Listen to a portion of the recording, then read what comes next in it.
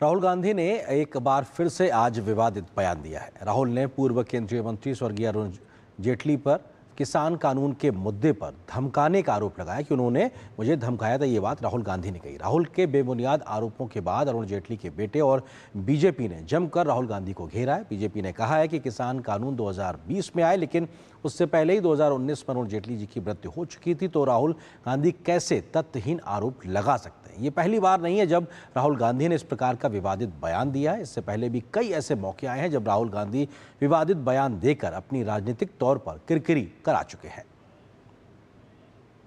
अरुण जेटली पर गलत बयानबाजी करके फंसे राहुल गांधी।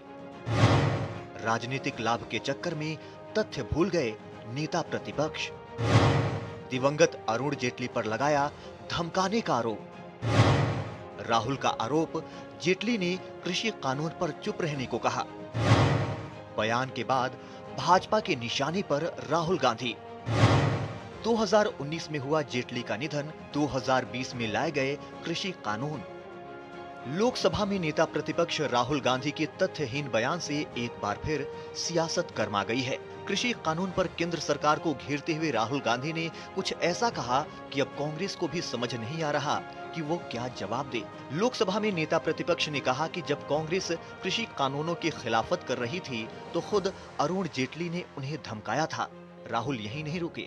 उन्होंने कहा कि अरुण जेटली ने कहा था कि अगर राहुल गांधी सरकार का विरोध करते रहे और कृषि कानून के खिलाफ लड़ते रहे तो वे उनके खिलाफ कार्रवाई करेंगे। दरअसल भाजपा के वरिष्ठ नेता अरुण जेटली की मृत्यु 24 अगस्त 2019 को हो गई थी, जबकि 3 कृषि कानून लोकसभा से 17 सितंबर 2020 को, वहीं राज्यसभा से 20 सितंबर 2020 को पारित हुए थे।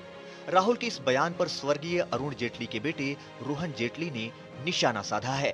Arun Jaitley ji was sent to me to threaten me, and he said, you know, if you carry on down this path, opposing the government, fighting us on the farm laws, we will have to act against you.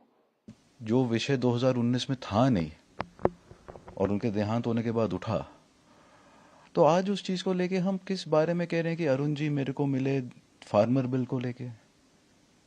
Arun ji के जीवन में तो farmer bill की कोई चर्चा ही नहीं थी जीवन के दौरान। ये एक बड़ी ही निंदनीय बात है। अरुण जेटली को लेकर राहुल गांधी के इस बयान की चौतरफा निंदा हो रही है। वहीं कांग्रेस पार्टी अब राहुल गांधी के इस बयान के बाद बचाव की मुद्रा में दिखाई दे रही है। कितना झूठ बोलेंगे राहुल गांधी जी। जब बिल ही बाद में आए तो अरुण जी कब आए? उनकी मृत्यु हो चुकी थी, कब उनको धमकाने आए? श्रीमान राहुल गांधी जी को अरुण जेटली जी के परिवार से और भारतीय जनता पार्टी और देश से माफी मांगनी चाहिए।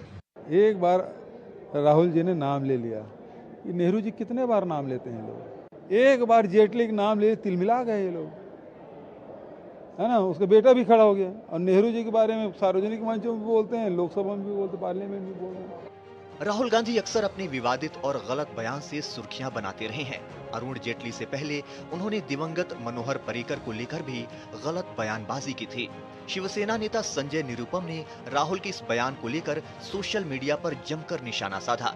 संजय ने कहा कि जो लोग इस दुनिया से चले जाते हैं उन पर लांछन नहीं लगाना भारतीय संस्कृति की परंपरा है, परंतु ऐसे व्यक्तियों पर भी आरोप लगाना कांग्रेस का न्यू नॉर्मल है।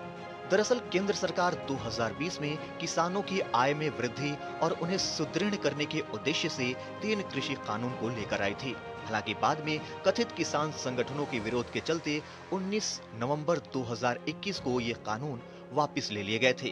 कृषि कानून को एक बार फिर केंद्र में रहकर बयानबाजी से राहुल गांधी को कितना सियासी लाभ मिल पाता है, ये तो वक्त ही बताएगा। हालांकि इस विवादित बयान के बाद राहुल गांधी की एक बार फिर किरकिरी होनी तय है।